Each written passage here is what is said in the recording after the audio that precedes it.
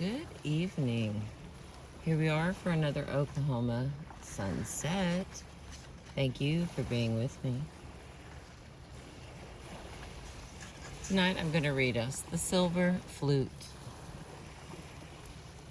Because the king's only son had died in battle, the king needed a plan for choosing a new ruler who would govern the kingdom with wisdom and courage.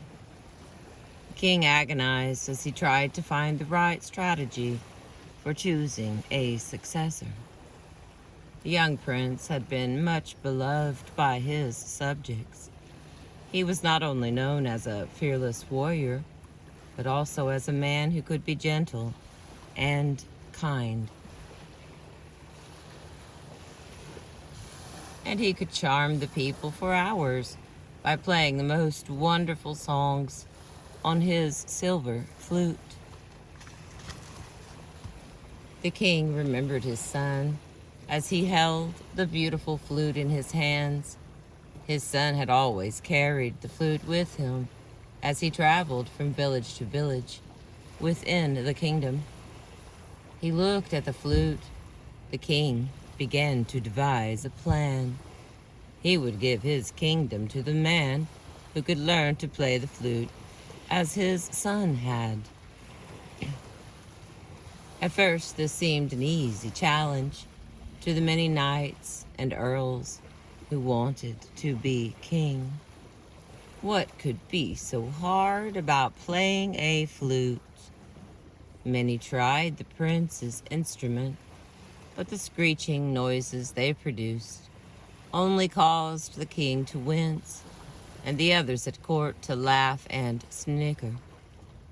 Perhaps it was harder to play this flute than people thought. The rumor began to spread that the flute was enchanted, and only a magician could successfully meet the king's challenge. But a series of magicians and sorcerers were no more successful at playing the flute than the knights and the earls had been.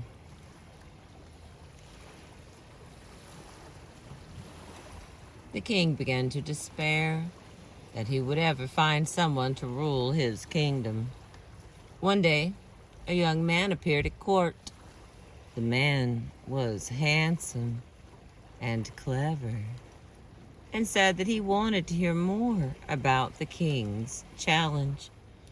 When he heard that all he would have to do to become king was learn to play the flute, he smiled inside and began to think of all the power he would have once the throne was his. But he thought, I must approach the old king carefully. There must be some reason while the others have failed. I will try to win the king's favor before I take the challenge of playing the flute.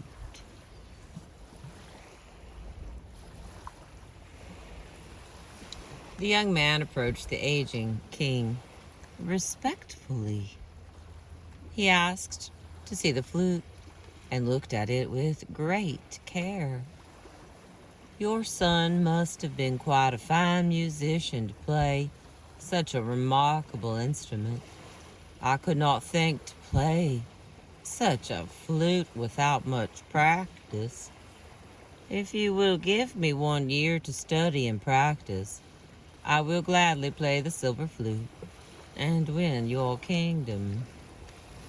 The old king smiled. At last, there was someone who appreciated how special his son had been. At last, there was someone who knew how much he still wept for the dead prince. Of course, I will give you all the time you need, replied the king. You seem like a fine young man, worthy of my throne. The young man smiled, for he knew that his plan to win the king's favor had already begun to work.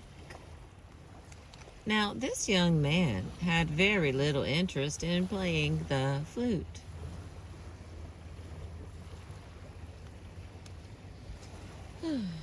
He wanted to be king, of course, for he liked to hunt and to sit at court and to chase all the young ladies around the palace. But he thought the flute seemed like a silly pastime for a would-be king. He knew he should be learning to play at least one tune on the flute. But as the months went by, he continued to occupy himself with the pursuits that were more to his liking. And of course, he continued to flatter and find favor with the king. All he had to do was mention the king's son, and the king would sit and reminisce for hours, comforted by his memories of the prince. All too quickly, the year of waiting came to an end. The young man had only 1 month left before he would have to perform for the king. Although he felt confident that he had won the king's affection, he still felt that it would be wise for him to consult with a master musician and learn to play one of the king's favorite songs on the flute. When he told the musician his desire, the teacher replied, "Of course I can teach you to play, but it will require much work on your part. You will have to come to me every day for the next month for a lesson. On your own, you will have to practice for at least an hour each night, and you will have to pay me 20 pieces of silver for my time and my knowledge." "What?" cried the young man. "I will not waste so much of my time and money on your silly lessons. There must be an easier way to learn to play the flute."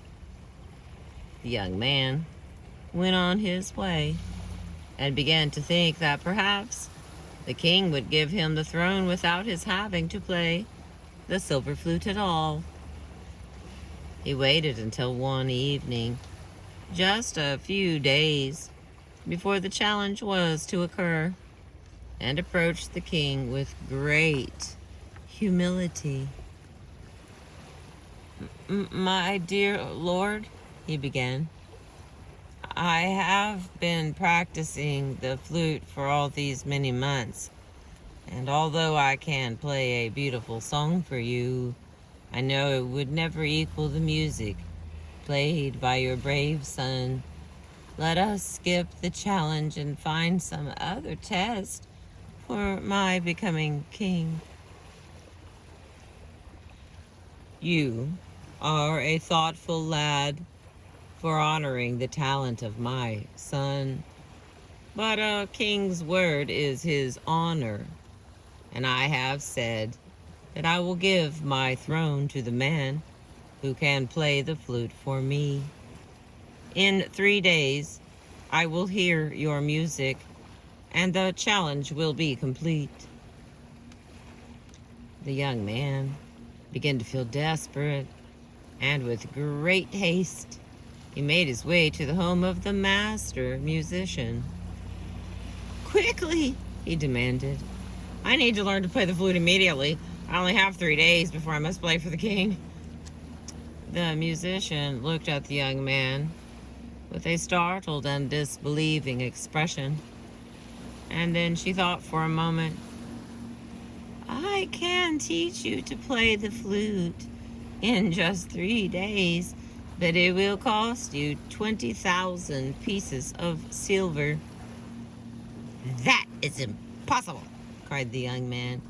20,000 pieces of silver is more wealth than even the king possesses." The old woman let out a small smile across her lips. "If you want a miracle, my son, you must be prepared to pay for it." The young man began to raise his fist in anger when he realized he had been defeated. He mounted his horse and rode off to the next village to seek his fortune.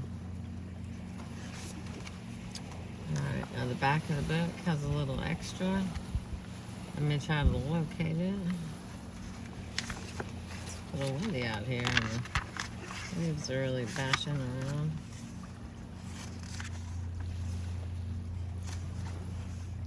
There it is. All right, a little extra food for thought. The Silver Flute. The work of any kind of recovery is just that, work. Individuals who have gone through the healing process know there is much to be done and mastered before one can emerge from the other side of despair and disillusionment. Yet many of us enter recovery programs and services seeking a miracle. For some individuals, the wait to seek help has been so long that when they finally reach the point of seeking any kind of services, they feel desperate and impatient for things to change.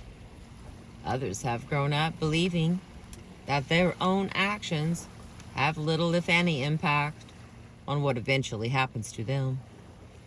Consequently, they believe that change will only occur if some divine presence grants them a miracle.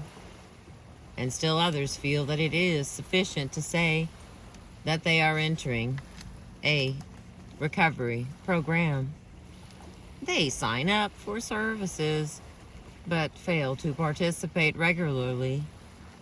At the end of the program, they hope to have been healed, even though they have not been present for the groups and sessions and support that are a necessary part of change and transformation. And like the young man in the story, there are some who believe that there must be another, easier way to achieve the sought-after goal. Good news and the bad news about self-help and recovering is that it requires work and commitment and perseverance. At last, individuals can direct their own recovery. They can have the power and the control to make things change. A man or a woman can go as far as he or she chooses down the road of repair, but with the power comes responsibility and the sometimes difficult and tedious struggles that accompany any human growth. Alright, see, sometimes there's some questions back here. Let's see if I can find them. Alright, we got 10 questions here. I'm going to add them to this. I don't think they've been in any of the other ones. The Silver Flute. Number 1. When you first began a process of personal growth, change, or recovery, what did you think the journey would be like? How long did you think the process would take? Number 2, what does it mean to be motivated to change? Number 3, think of the difference between a goal and the process of reaching that goal. Do you have goals for which you can or cannot find a path to success? Number 4, are there strategies that worked in the past to achieve goals that no longer seem adequate? Number 5, what keeps you from investing energy in yourself? Number 6, if hard work is your last alternative, what are the easy strategies for getting what you want? Number 7, are there times when you fool yourself while you are trying to fool someone else? Number 8, are there some areas of your life for which success seems easier or harder than others? Number 9, what are the advantages to hard work? Is there any value in suffering? What do you think it might be? And the final one, number 10, what qualities does it take to be the ruler of your own life? And how do you attain those? Here's a picture of our book, in case you're wanting to read it. Own it. It's a great book. Thank you for being with me. I appreciate you.